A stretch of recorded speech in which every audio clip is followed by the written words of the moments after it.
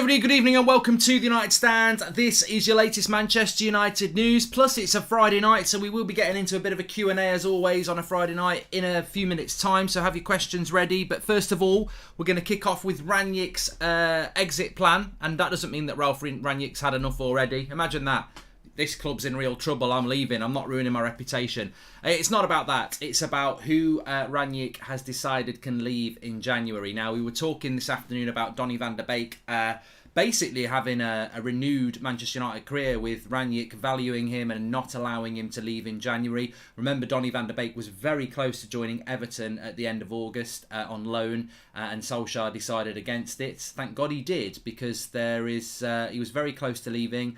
A lot of people expected he would go in January. We've had Romano on the show many times who said that Donny will go in January if he's not getting game time. He's not getting game time, but we have got a new manager who values him, so he's not going to be leaving. So who are the players that can leave? And as you can see on the thumbnail, Anthony Martial and Jesse Lingard are the two we're going to kick off with. We'll also be talking about Dean Henderson and a few other players. But Rangnick is about decision-making. He is not about being indecisive. We saw that last summer with Lingard and Matic and Mata and Donny, Ollie and Henderson. Ollie obviously saying to all of those people, you've got a chance in the first team. And then lo and behold, as predicted, we don't get that. When is Scotty leaving, says Anthony? He's not leaving. Illa says, Mark, cooking Christmas was great. Yeah, check out Goldbridge Cook's Christmas dinner. Probably a good Friday night thing to watch after this, actually. Really enjoyed it. Lots of good feedback. Make sure you hit the link in the video description and watch that. But let's carry on with the show. So this is from the same person who was talking about Donny van der Beek, actually. It's David Disco Mirror, David McDonnell, who is a Manchester correspondent. And he's basically saying that Rangnick is okay with Lingard and Martial leaving. We don't know whether he's happy. I don't want to say that. I don't want to say that Rangnick has said to them, you can go. But I think he's certainly not going to stand in their way, where with other players he could do. So Rangnick not going to stand in the way of Anthony Martial or Jesse Lingard leaving Manchester United in January. £30 million would be what we would want for Anthony Martial. £20 million would be what we want for Jesse Lingard. And I wanted to start off with that very quickly and say, what do you think? Whether you're watching live or not, what do you think about that? Do you think that is the right price for Anthony Martial and Jesse Lingard? And just while you're having a little think about that, I want to say no. I don't agree with that, because I think that whilst we know that Jesse Lingard has got time left on his contract, there's an option for a further year with Anthony Martial, and it runs out in June 2024. So he's still got 2.5 years left on his contract, with potentially another year. So £30 million for Anthony Martial, I think 40 would make me happy. I mean, look, to be honest, the stupid thing about Martial is we're going to lose money. We're going to sell a guy in his mid-20s and we're going to lose money. We paid around 50 for him. Some say 55, but we paid, we're not going to get that money back. And that's a failing on United's part, not Rangnick's part, but that's a failing on United's part, because I would have thought Anthony Martial, you would get your money back. A couple of years ago, you'd have been talking maybe 60, 70 million. The season he had where he did really well with Greenwood and Rashford up front. But, his price has plummeted. And this is what happens when you don't take advantage of a player when they're doing well, because suddenly they are on very big wages. And that is why I think United would take 30 million, because I'd say he's worth about 40 to 50 million in a real market, but he's on 200 and something thousand pounds a week. So you've got to make it an attractive deal for people to take his wages on and pay you money. So maybe that's where £30 million is coming from. But already in relation to Martial, there's not a massive queue of people queuing up for him, which I think is going to be the problem, because he's probably priced out of the market. United have had a lot of players like this over the years where they wanted to sell them but they couldn't. Marcus Rojo was another one. Rojo should have gone years ago, but we couldn't get rid of him because his wages were so big. So Martial could fall into that category. But £30 million for Anthony Martial, and Anthony Martial is what, 25, 26? I think someone gets a really good deal there. A really good deal for 30 million. Hi Mark, do you think if Martial and Lingard do leave in January, will United sign a CDM then, or wait till the summer? Love your show, mate, says Ritwick. Well, I want to talk about that in a little bit, but it is a bit of a Q&A as well. So yes, I said this afternoon. If you haven't watched this afternoon's show about Cavani and Donny, And Greenwood, I do think Manchester United will sign somebody in January. I think it's going to be the busiest January transfer window we've had in a long time. We've got Romano, I think, on a Monday lunchtime, so we'll talk to him about that as well. But I think, look, it's very difficult to predict who's going to sign and who's going to go, but I do think it's going to be a busy January, because I think what Rangnick wants to do is, even if he's not the manager, if he's the manager next year, he wants to do what I'm about to say anyway. But if he's not the manager next year, he wants to do this anyway. He wants to clear the decks for the manager in the summer. And if he can offload some players that, he's basically going to look at it like, if I'm the manager next year, do I still want these players here? No, let's get rid of them now if we can. Because in the summer, you want to be bringing players in, not focusing on taking players out. So we will be moving some players on, and I would say at least 2, maybe 3, possibly 4 will go, and I think 1 will come in. So you're talking about 4 or 5 deals there in January, which is a lot for United compared to, we've not done that in some summers. Why does Greenwood have beef with Ronaldo? I didn't know that he did, Sir Nigel Farage. So yes, Martial being valued at around £30 million apparently. I mean, look, at the end of the day, £30 million for Martial doesn't sit right with me, but if he wants to go and that's all we can get, you probably got to take it, haven't you? But it's a shame. It's a shame. It's a shame he wants to go. I understand why he wants to go, by the way. And I understand why Rangnick and United probably would let him go, because it doesn't seem like he's going to get a chance. But I still will say this. If Cavani's going to go, I still think Martial and Ronaldo is our best front two to supplement each other, and I think it's better than Rashford and Ronaldo. I think Martial and Ronaldo would actually work. Martial's quite good at holding the ball up and linking the play. So it's a shame, because I actually think there's a path to the first team for Martial, but looks like he will go. Arsenal want Greenwood. Arsenal can swivel on that, Sam. And hopefully Cavani stays, says Renate. In relation to Jesse Lingard, he's the second player that Rangnick is content to let go. £20 million. Again, I think we'll do well to get 20 million for Jesse Lingard with 6 months left on his deal. We'll do very well to get 20 million pounds for Jesse Lingard. We should have got 25 in the summer. A year left on his deal. Been brilliant for West Ham. I think we could have got 25 million. How are you going to get 20 million? Hello, can we buy Jesse Lingard? Yeah, we want 20 million. Yeah, in 5 months he's free. Yeah, we want 20 million. All right, we'll come back on January the 31st. Still want 20 million. We'll take 8. So I don't think United are going to get 20 million for Jesse, and ultimately, I think the Lingard deal will be the one that happens in January, one way or another. He'll either sign a new contract, or he will go on loan, or he will leave on a transfer fee. And if he goes on loan, that's ridiculous, because he'll be gone in the summer again. If he signs a new contract, I think that's ridiculous. That's just about doing what United have done many times, which is, keeping value. And, Jesse needs to have his eyes wide open to that. If you sign a new contract for United, Jesse, do you really think you're going to be a first team player? I think, they're just keeping the value there. So, but he could sign a new contract. Ideally, he goes, and I think he's a good. The only way we could get the value up for Jesse is if there's 2 or 3 clubs that want him. So maybe Leicester say we'll give you 15, and then Newcastle say we'll give you 18, and then West Ham do give us 20. So that might be our best bet. Basically, you put it out there that Lingard's for sale in January, and let 4 or 5 clubs who will be getting a bargain. £20 million for Jesse is a good bargain. He's a Premier League proven attacking midfielder who probably can play for any team in the Premier League below 6th. Like he's that. He's not a top 4 centre attacking midfielder, but he's certainly a mid to top half of the table. And for 15-20 million, there's a good deal there. So hopefully we can get that deal done. And I think with Jesse as well.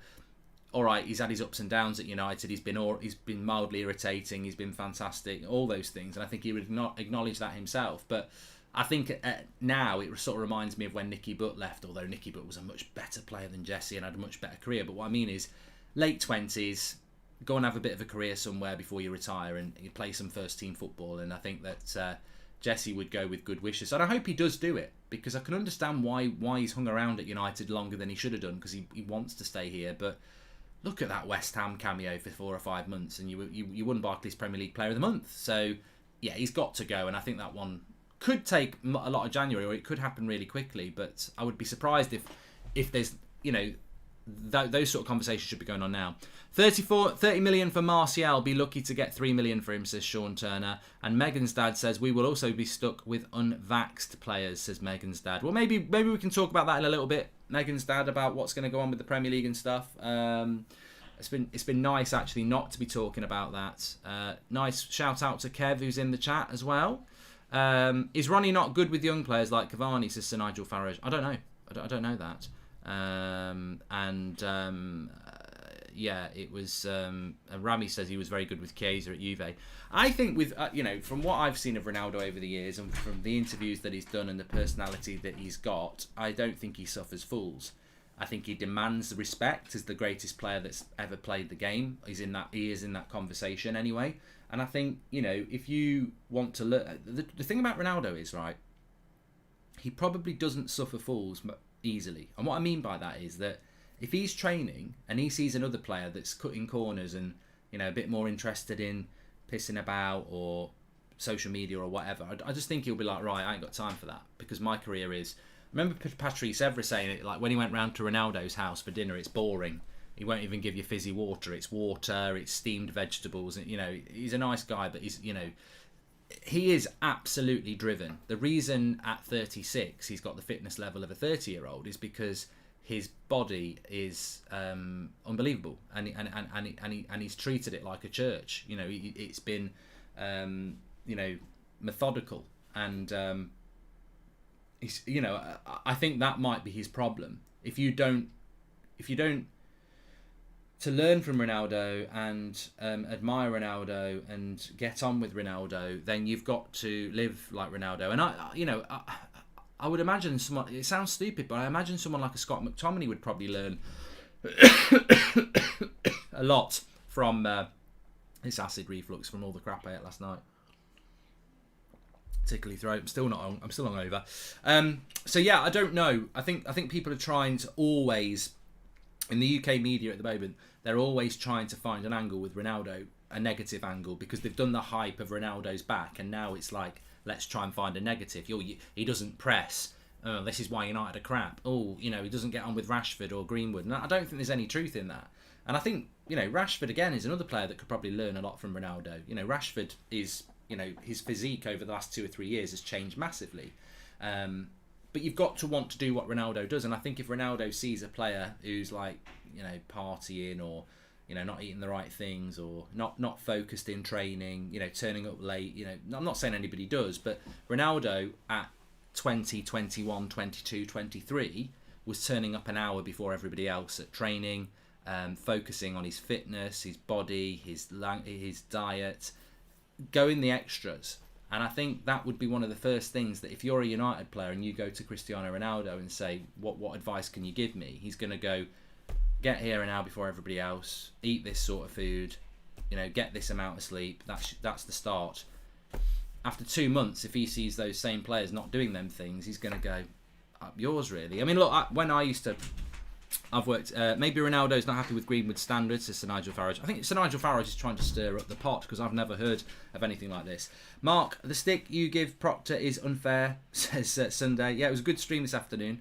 But I think with Ronaldo, I think people are looking for things that probably aren't there, like Sir Nigel Farage. And I also think that he is a player that, look, when I used to work in certain jobs, when I was like an apprentice or learning something, where everybody who's ever taught me things in relation to my work life, they will give you help and support, but don't abuse that support and help. And what I mean by that is, if they tell you to do something that way and then you go and ask someone else and do it a different way, they ain't going to help you again, because they're going to be like, well, look, do you want my help or don't you want my help?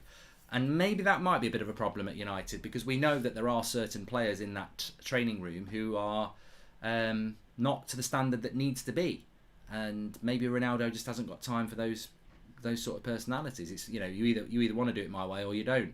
But I think it's unfair to say that Greenwood doesn't get on with Ronaldo or Rashford. We don't know who I don't think there's a problem. I really hope McKenna takes McTominay with him to Ipswich Town. Both be at their right level. That was our level under our League One coaching, says Sean Turner. And Evening Mark. So yeah, the funny thing is, right, I haven't really been on social media today because I have been doing my videos, streaming, and then sort of chilling out, watching TV with a bad headache. But I've had a load of stick from Ipswich. I'm not popular with it. It was Leyton Orient the other week, and it's Ipswich now. The Tractor Boys. What does that mean? They're all farmers. That is their nickname, apparently, Tractors. So, like, are they I don't know. I've never had a problem with Ipswich. Bobby Robson, John Walk, Chris Kawamia, Jason Dazelle. You know, I know about Ipswich. I know what they're all about. But they've got it in for me tonight. Did Ollie remind you of Ted Lasso? They've got it in for me tonight because McKenna's their new coach, they're all going mad saying, oh, Galbridge and his United minions, they're a bunch of idiots, you know, slagging off McKenna. I think I'll trust Ollie and Mourinho over them prats. And I'm like, he's been our coach for 4 or 5 years. You're welcome to him. I hope he does a great job. I really do hope he does a great job. But there's not one part of me that thinks, oh, please don't go, Kieran. Like, I'm happy he's gone. But Ipswich fans seem to want us all to go, you've got a great coach there. Sorry, not going to get that comment from me. I hope it works out. And I'm over the moon that he's gone to you. But I'm not going to say, like, it's almost like Ipswich fans have appeared from nowhere and expect us to praise Kieran McKenna. If you'd been listening to this channel or any other channel for the last 3 or 4 years, people have been saying, I don't think McKenna's good enough. So, unfortunately, it's well known from the training ground, from players, that they didn't really respect his ideas. So I hope he does well at Ipswich. Maybe that will be his level. And he's very young. I think he's still in his mid-30s, so I wish him all the best. There was a story in the Mirror about Greenwood and Ronaldo, says Sir Nigel Farage. I haven't read it, and I think people are always looking for problems, aren't they? But look, Sheringham and Cole didn't get on. Like, people don't have to get on. But I don't know what Mason Greenwood's actually like as a player, as a person, or anything like that. I think he's a fantastic talent, and he could learn a lot from Ronaldo. And if he did hypothetically have a problem with Ronaldo, I would urge him to not have a problem with Ronaldo, because you can learn so much from him, and hopefully that will be the case. But it's the same for Rashford as well. Just so, yeah, look, we'll just start. We'll delve into the Q&A and everything like that. Looking forward to that bit, and keep the questions coming in. But what I wanted to say was, we were talking about Rangnick's exit plan. So Donny's not going to be allowed to leave in January. Cavani is pushing to leave in January. Martial and Lingard will be allowed to go in January if we get 30 million for Martial and 20 million for Lingard. So straight away, I mean, you've got 3 players there that could go. Cavani, Martial, Lingard. I mean, that's a lot of January business to do. And I think, this is the reset. This is why I was so excited. This is the reset, because the reset cannot be keeping hold of a bloated squad that's not good enough. You've got to start changing things. And I think if we lose 3 players in January, or even 2, we will bring somebody in. The interesting one is Dean Henderson, because in the same article talking about Martial and Donny and Lingard, in the same article it says about Dean Henderson that Rangnick would be reluctant to let Dean Henderson go, because if there was an injury to David De Gea, he'd be left with a 35-year-old Tom Heaton. You see, if I'm Dean Henderson, I'm not happy about that. I'm like, look, I can't wait another 6 months not playing first team football because you might get an injury to David De Gea. I'm either your number one or I'm not. And the reason I want to go is because I don't want to be a backup. And, I absolutely get it, Ralph. I understand it. If David De Gea gets injured, you've got a really good goalkeeper to come in. But I'm not going to sit around. I'm not, unless you're going to say to me, you're going to give me 20 games between now and May, which you're not going to do, then I want to go. So I can understand Ralph Rangnick being reluctant to let Dean Henderson go. He's probably in a position whereby he goes, well, he's been here for the last year and a half as a backup goalkeeper. Why can't you stay for another half? But it never should have happened for a year and a half is the answer. We never should have let Romero go, as Balama said. Romero should have been kept at the club. But I think this is one of the occasions where it's very different as a goalkeeper. I think if you're an Anthony Martial, I can see a pathway to the first team if you want it. Maybe even a Lingard, you can see a path to more games. But with a goalkeeper, your only path to the first team, especially the form David De Gea is in, is if David De Gea gets injured. And ultimately, if Alisson gets injured, who goes in goal for Liverpool? If Ederson gets injured, who goes in goal for Man City? Not everybody can keep Kepa on there as their backup goalkeeper. I mean, some people wouldn't be happy with that, but Kepa cost about 70 million, didn't he? So I think I understand why Rangnick would want to keep Henderson, but I think you've got to let him go. And he'll probably go on a loan deal anyway, but I think Henderson must be allowed to go. And I'd be very surprised if he's not pushing for it, because I think it's very different in that situation. Goldbridge rates De Gea too highly, in my opinion, says James Proctor. Well, look, it's all about opinion. I'm not gonna sit you down and tell you that you're wrong. I mean, you are. David De Gea this season has been amazing. One of the best things I've liked about De Gea this season has been his distribution and his speed off the line. I think they're two things that people always queried about and felt that Henderson might be better. I think De Gea has been superb at that. He's probably the best shot stopper in Europe. I think he's an amazing shot stopper. But you do need to have other strands to your goalkeeping bow, and he's got that. The thing that always annoys me about David De Gea and Dean Henderson is that we have this conversation, and it's a Solskjaer-generated conversation. When you've got a goalkeeper like David De Gea, we shouldn't be talking about it. We should be talking about the midfield, and we should be talking about future forwards where we're a bit light. We only ever keep talking about the goalkeeping situation because we've got two goalkeepers that are too good to be on the bench. And I think as soon as Henderson does go and Heaton is the backup, we'll never talk about the goalkeeping situation because we'll know De Gea is the number one and we'll always want him to play unless he's injured, in which case Heaton will have to come in. But the reason we talk about the goalkeeping situation is not because De Gea is not good enough, it's because Henderson's too good to be on the bloody bench. Ronaldo has standards a la Keane, some can't handle it, says Sir Nigel Farage. Well, you know, if you're gonna make an omelette, you've got to crack a few eggs, Nigel. And I think with one of the exciting things about bringing Ronaldo in and now Rangnick in is that you can't, as I said, you can't make an omelette without cracking a few eggs. And this to me, I'm very relaxed about. I mean, you don't have like Manchester United for probably the last 8 years. So not just Ollie, not just certain players. Like the last 8 years, from the top all the way through, there has been this arrogance of chucking money at the wrong sort of players and expecting to win things. We have consistently been, apart from one trophy under Van Gaal and a couple under Mourinho, but even in their reigns, we were consistently bottlers.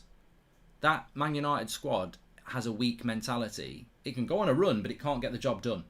And when you bring in Cristiano Ronaldo, he's not used to losing. He's used to winning. Whether it's, he's won the Euros with Portugal somehow.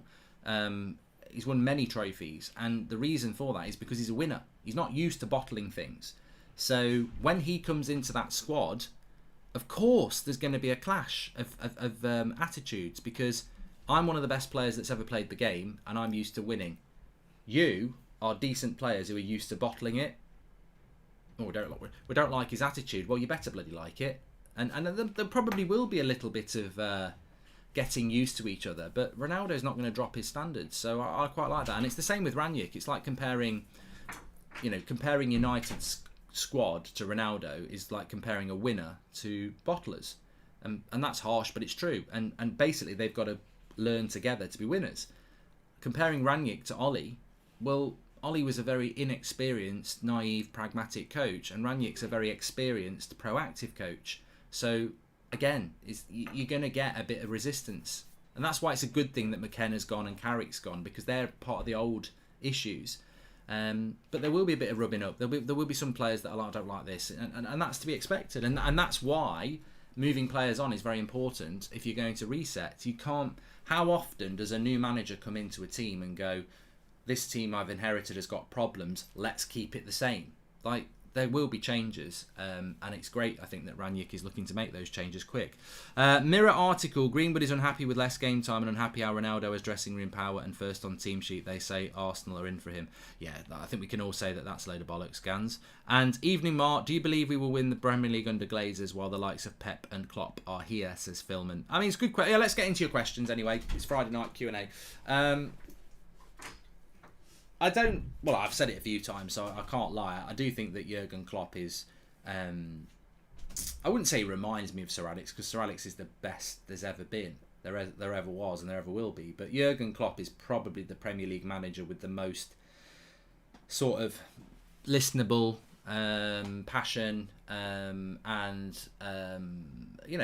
there are shades of Sir Alex in the way he conducts his interviews, the way he runs the club at Liverpool. I was reading something today about Klopp that he was insistent that his players get vaccinated a few weeks ago because he wants that environment around, and most of them have gone and done that.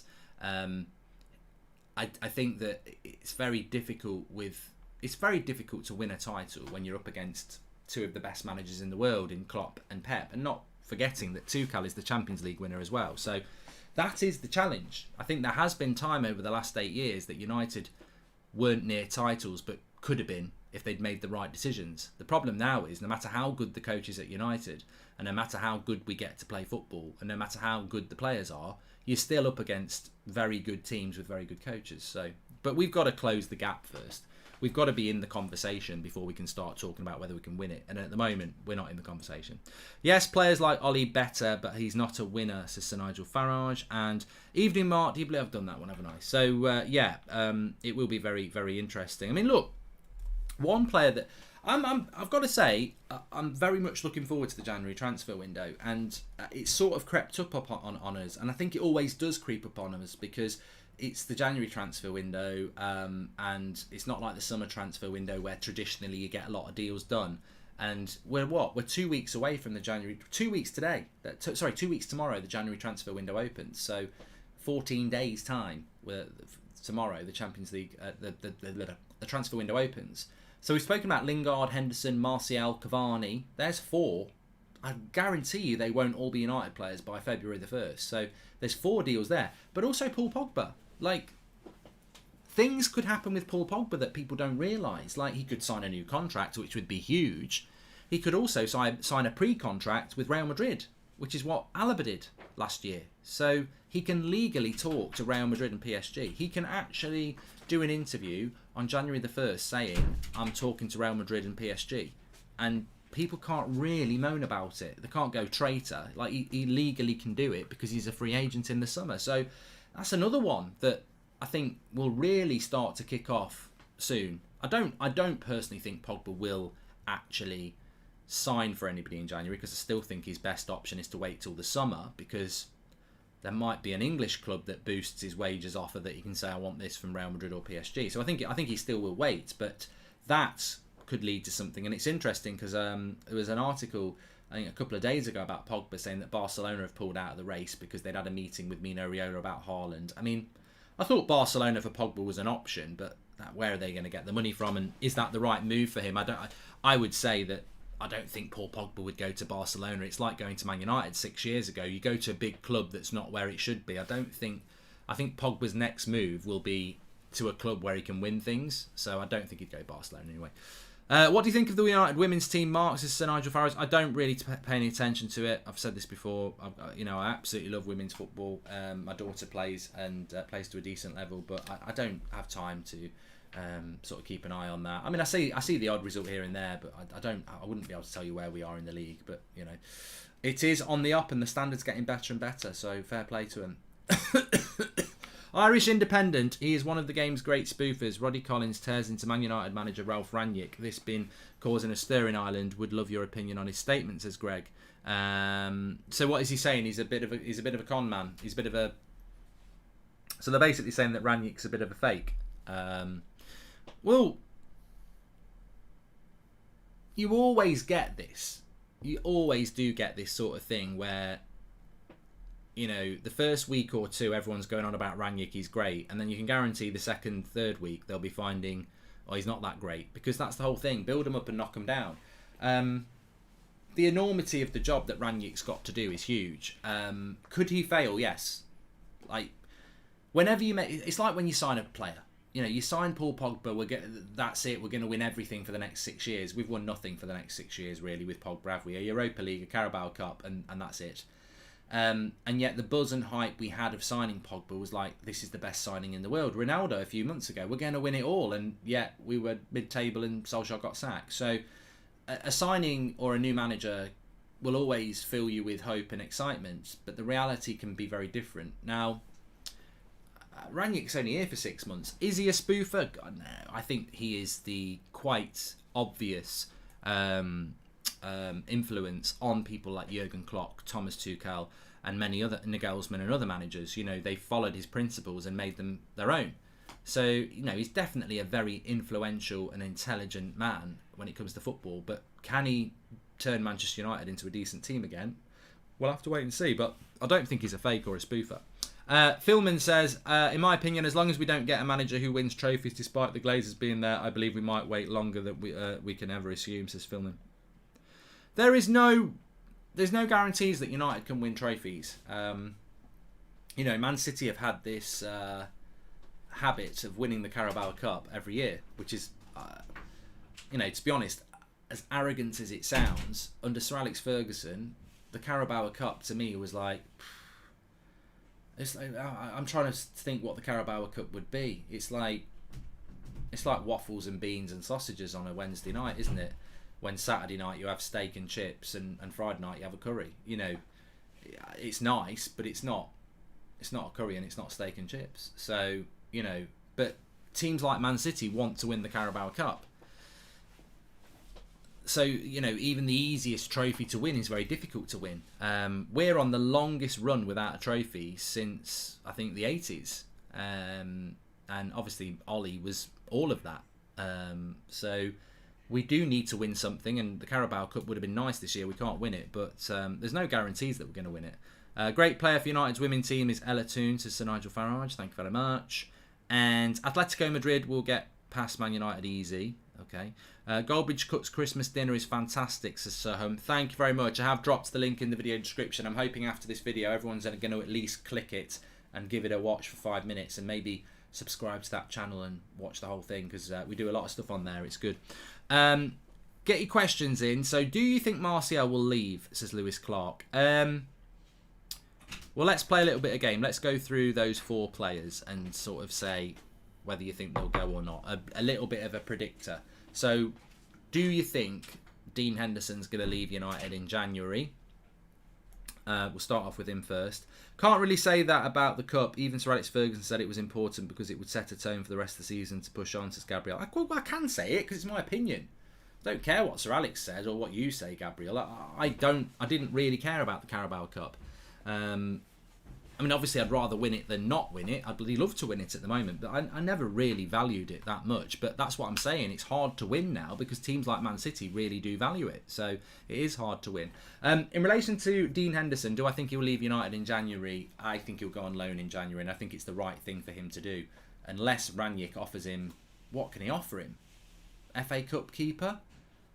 You can't start rotating the goalkeeper again. So I think Henderson needs to go, and I think he will go in January, and I think he's right to go in January, but I don't think it'll be a transfer. I think it'll be a loan.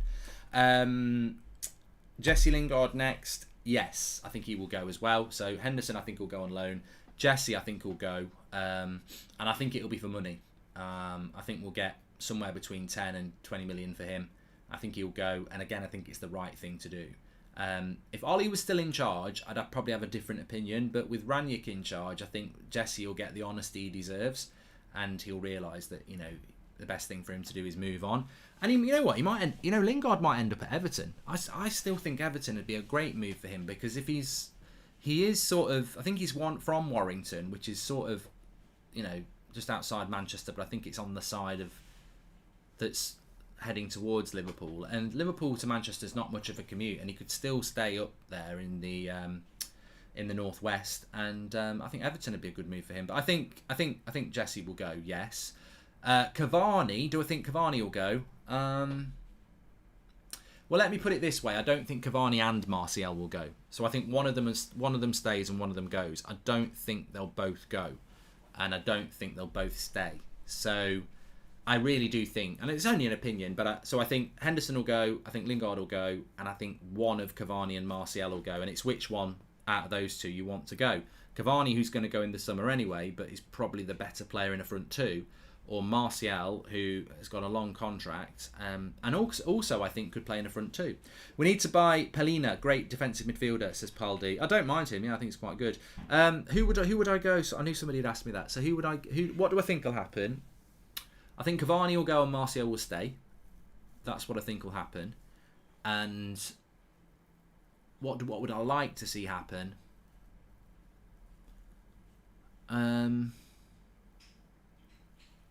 I think I'd like Cavani to go and Martial to stay if I had the option, but I would drop this disclaimer in and say, if Martial's going to stay, I really hope he gets fit and plays in a front two with Ronaldo more and actually grabs the opportunity. What I don't want him to do is stay and just linger around till the summer and then go anyway, because in that case I'd rather get another 5 months out of Cavani, who I think will play really well in a front two with Ronaldo, but then he'll leave. So yeah, I think Cavani will go and Martial stay. There seems to be too much noise around Cavani to Barcelona, which I was talking about this afternoon.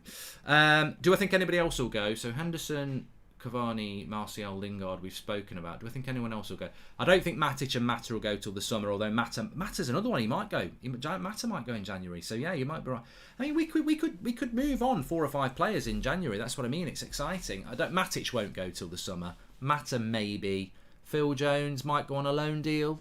So it could be a really busy January. It could. I'm all for it.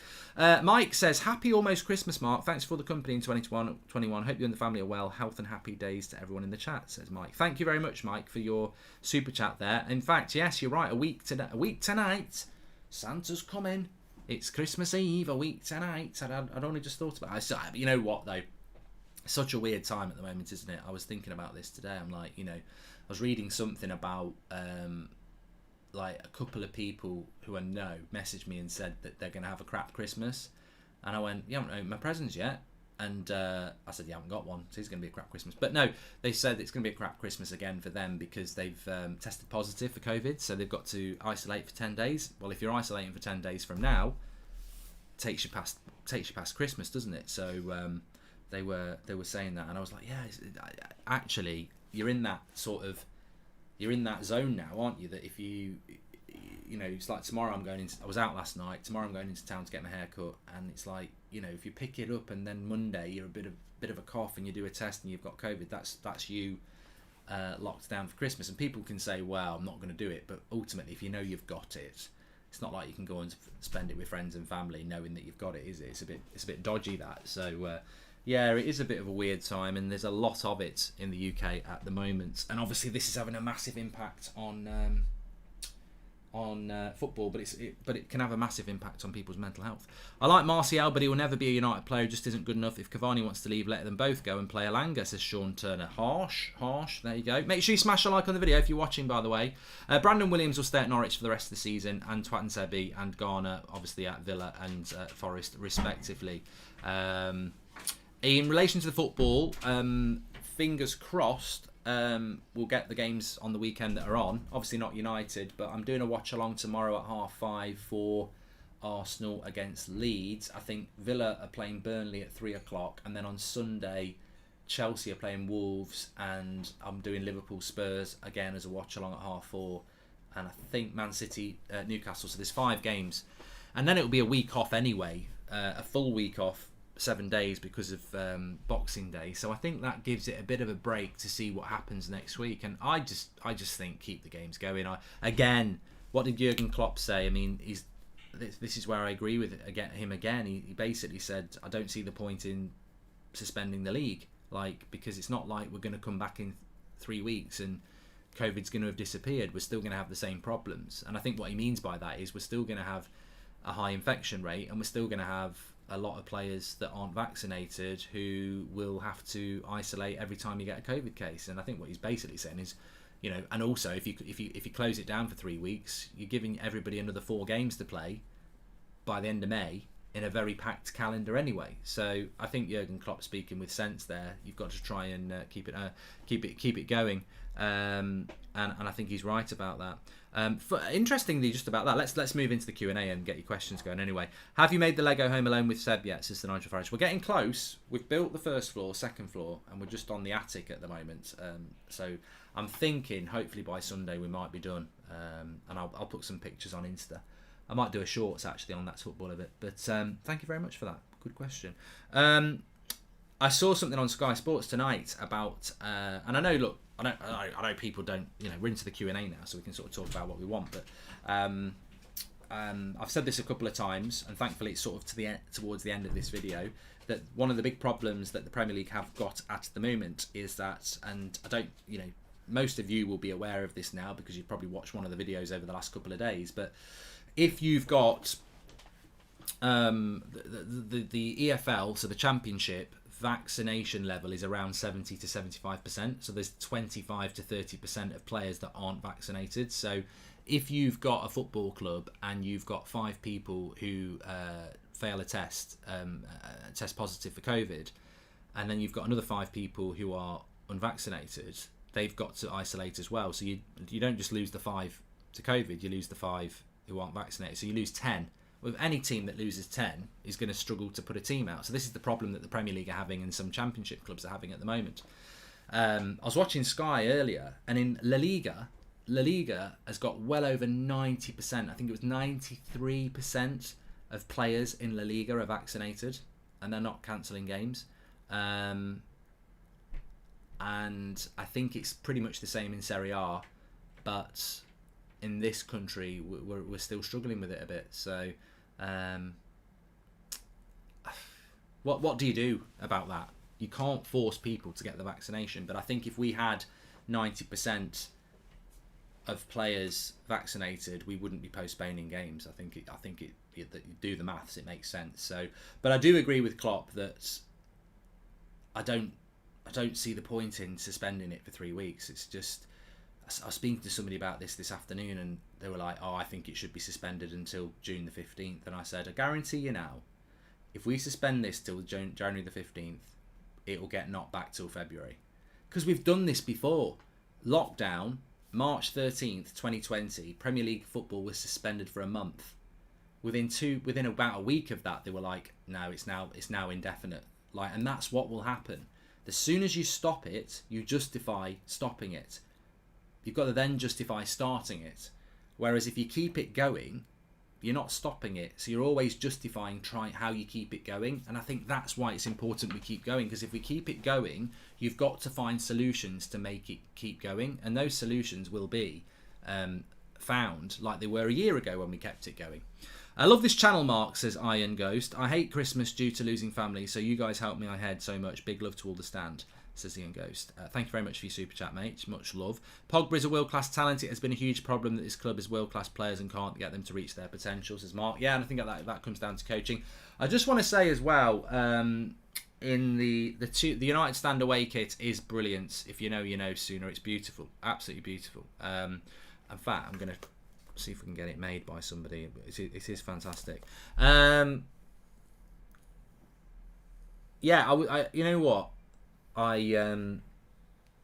it is. I think the last 2 years have been very difficult for a lot of people for a lot of reasons, and this community is really, really, really great. And it is nice to know that every night at 8 o'clock or every morning at 10 o'clock, you're going to go live and feel part of something. And so yeah, I know it does a lot of good for a lot of people. I know a lot of people say, well, fucking sanctimonious up their own arse, la la la, you know. But you don't have to watch it. You don't have to be part of the community. You don't have to watch it. And it is something that's there for people. So if you do feel fed up or lonely or anything like that, know that when we do go live, it is a community. There's people all around the world part of it. So yeah, the reason I wanted to say that is I saw something on social media just before I went live. I think the name was Deep or something like that, and they've basically done an Instagram post. And a nice lad apparently helped people, but he just wrote this Instagram post before he basically passed away. And when I say passed away, it was, you know, basically took his own life, and suffering with mental health. But even in that, he was like, this is the phone call to ring for a helpline and this, that and the other. And it just makes you think that you never know how people are really thinking and how people are really feeling. And when they hint that they're not feeling good, always try and make them feel better. Make them feel like they're not alone. Listen to them, because life is a struggle. And I think the problem is when you don't acknowledge the struggle and think, well, I've just got to get on with it, sometimes you're drowned under that pressure. And I think, you know, it's that old adage, isn't it? It's okay not to be okay. And look, the stupid thing is, I'll be very honest, I went out last night and had a lot to drink, and I've been hungover all day, and alcohol is a depressive anyway for some people, and it makes me feel down the next day. It doesn't stop me going out having a drink, I'm not saying that, but you know, mental health is very, very important. And I think this community's been brilliant over the years. Did you see the interview between Ronaldo and Sir Alex? I've seen little bits of it. I want to watch it in its entirety. I'll probably watch it at some point over the weekend, but it looks very, very good. What do you think of Wilfred and Didi or Brozovic, says Covert?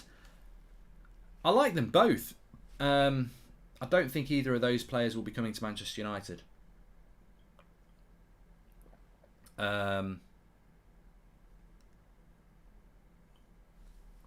Ellis says there are a lot of games in the Championship that have been postponed. Yeah, I've got to be honest, Ellis, I didn't think that would be the case, but I think what the problem in the Championship is the same problem as the Premier League. I didn't realise they've got a very low vaccination problem again, so they are losing a lot of players. You're right. So in the Championship, they've got 1, 2, 3, 4, 5 games off, and 1, 2, 3, 4, 5 games on.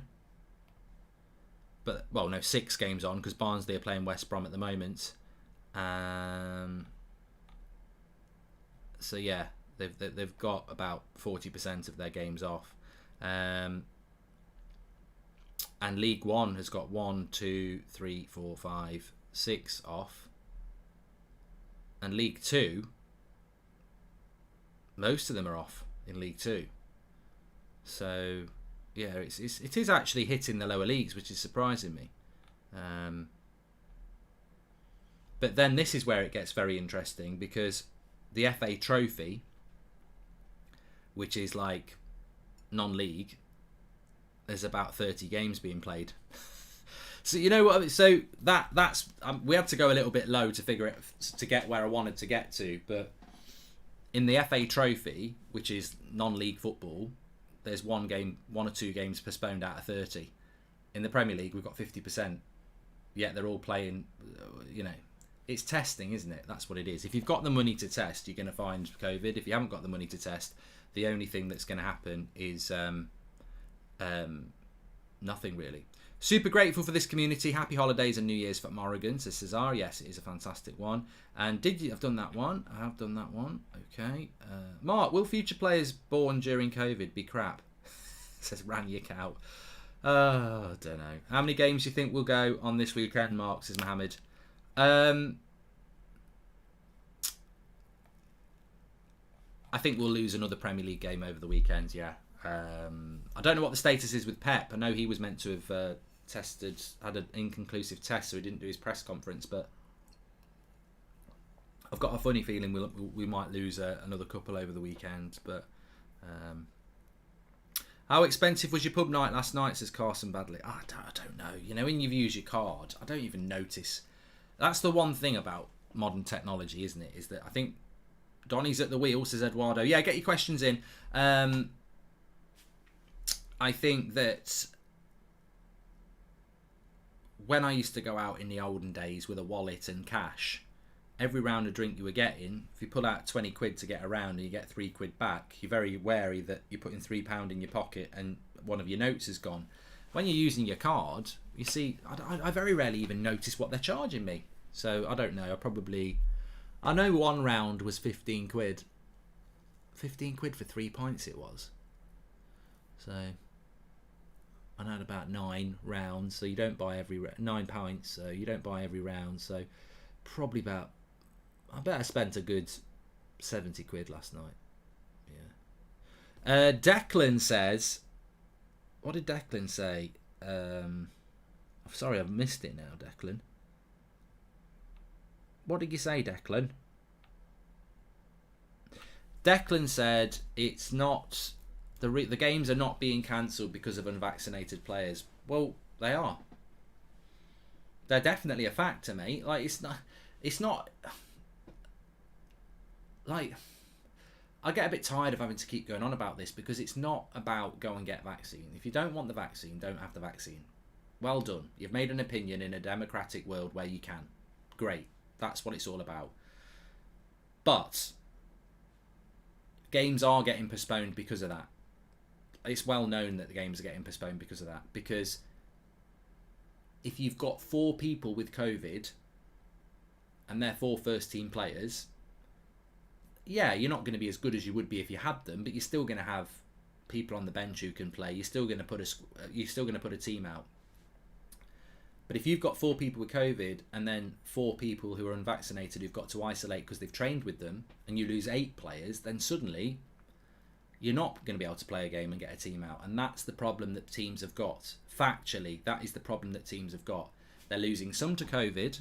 Some are actually injured. Like, there are players like at, Villa have got a couple of players injured. I think Brighton have got players injured and suspended. But you've got injuries, suspensions, COVID, and then the unvaccinated having to isolate for 10 days because that's what they have to do. And when you add it all together, it's meaning that clubs are missing 10, 12, 13, 14, 15 players.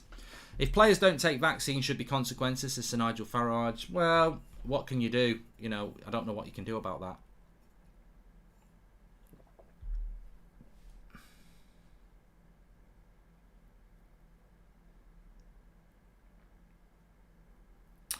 We're not going to start doing that. People are just spreading nonsense about it now. You see, you can't have a grown-up conversation about football because people think you're actually saying if you don't have the vaccine, you're an idiot. That's not what anybody's saying. We're just talking about why games are getting called off, and there are factors: people with COVID, people who have to isolate, who've not been vaccinated, and injuries. And when you add them all together, teams are struggling to get teams out. If you take the injuries away, we'd probably just about be able to do it.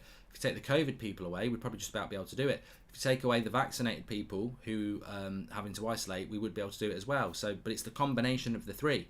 They all cause the problem, and that's why we're going to keep doing it. There's managers that have hinted at it this week. I honestly getting fed up with the opinions. If you don't want it good for you, no need to shout about it. Yeah, exactly. Twan Sebi's better than Van Dijk. Well, Twan Sebi can't even get in the Villa team. That's the problem. He can't get in the Villa team anymore.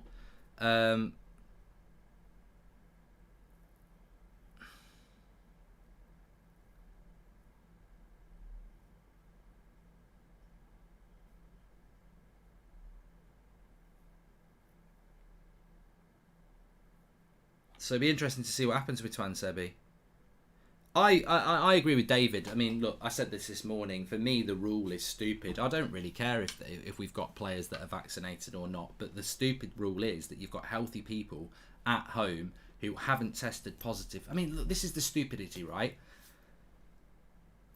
You've got 4 United players who've got COVID. This is an example, right? 4 COVID players for United. They're all at home. They've got to be.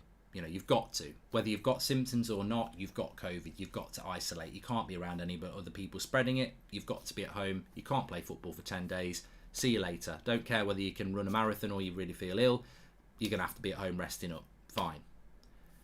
Another 4 players who are unvaccinated and are healthy and haven't tested positive are sat at home because that's the rules. That, to me, is the problem. It's not the fact that they're unvaccinated. Now, of course, people will say, well, if they had the vaccine, then they wouldn't have to isolate anyway. I get that. But also, I think it's stupid that those 4 people in the example are sat at home with no COVID, but they're sat at home for 10 days because they're unvaccinated, and that's the rule. I just think, and look, and I'm not scientific or anything like that, but I just think we need to get to a place where if you've got COVID, you're off for 10 days. If you haven't, you're allowed to train. Why is that unachievable? And at the moment, we've got people off with COVID, and we've got people who haven't got it, but because they're unvaccinated, you've got to isolate for 10 days. Well, that's always going to cause a problem, isn't it? Because when you're training with 40 people every day, and plus coaches, in an environment where there is a pandemic, how often are those people going to have to isolate? Oh, he's got it today. Off you go for 10 days. Come back after 10 days. He's got it now. Another 10 days. I mean, they could be off for 3 months and never have COVID themselves, and that's the thing. I think the rule needs to change. I just think if you've got COVID, you're off, and if you haven't got COVID, you're allowed to carry on with your life. I think that's the world that we've got to live in now. Mark, with all these cancellations, the summer will be a short one for the off-season. Can't wait for football again, says Amir Khan. I just want the football to continue as much as possible because I don't like it when... I didn't like last season because there was no fans in the ground, but I didn't like it anyway because it just got relentless, didn't it? It was Saturday, Wednesday, Saturday, Wednesday for 9 months. Like, it was just relentless football, and the quality of the football dropped, and players get fatigued. And like, the thing about football is you want to see good football, you want to see high energy football, you want to see good goals, you want to see good defending. And I think, you know, it's a bit like that episode of Only Fools and Horses where Rodney's trying to get pregnant with Cassandra, and he's moaning about how tired he is, and Dalboy says, well, I thought it was your dream to you know, be getting it on the regular. And he said, yeah, but some people dream of singing at the Royal Albert Hall. Doesn't mean they want to do it 3 times a night. And that's the thing. It's like with football, when we're playing 3 times a week, it sounds great. Oh, there's loads and loads of games, but you do get fatigue from it. And I think we could be very quickly heading back towards that again if we get in a situation where we lock down till 15th of Jan. I guarantee that will get put back. Because once you've locked down, it's very easy to say, well, we're going to leave it another week or 2 now. And then if you miss 3, 4, 5 weeks, how do you keep the players fit? So, yeah. Not personal choice when that choice impacts others, says Sir Nigel Farage. Aim of the rule is to make people angry at them, says Frank Lucas. And, yeah, I think that you know, you make a great point there, Frank, actually. And I think that's where a lot of this frustration comes from, is that I think Manchester United especially, and certain Premier League clubs, and even the Premier League, they don't want to release the figures of how many people are unvaccinated, because those people who are unvaccinated then become a target for abuse, and they don't really want to put it out there, but the media will do it. It'll be happening this weekend. I've seen people talking about it already. They don't want these stories of such and such football club had 5 players off with COVID, 3 people off injured, and 7 people because they were unvaccinated and sat at home. They don't want that to come out, because people will start having a pop at the unvaccinated people. I don't think that needs to happen. I just think change the rule. If you've got COVID, you're off. If you haven't got COVID, you're allowed to train. But maybe that's irresponsible on a different level. I don't know. Thanks, Lynn, for your message.